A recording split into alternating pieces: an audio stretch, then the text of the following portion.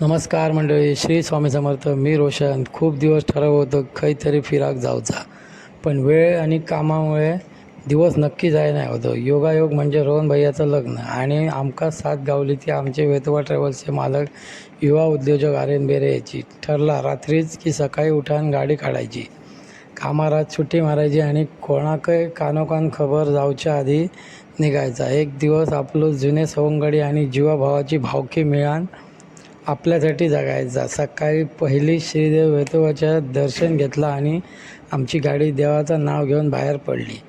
जसे आम्ही हायवे गेलो तसे पोटात कावळे ओरडाक लागले, म्हणून गाडी नाश्त्याक थांबवली. तर नाश्तो करून आमची गाडी थेट देवगडच्या दिशेने वळली. 2 तासांचा प्रवास करून आम्ही देवगडला पोचलो. श्री क्षेत्र कुणकेश्वर देवाच्या पदस्पर्शाने पावन झालेली भूमी म्हणजे देवगड. तर चला, मी तुमका देऊळ आणि आजूबाजूचा परिसर दाखवते.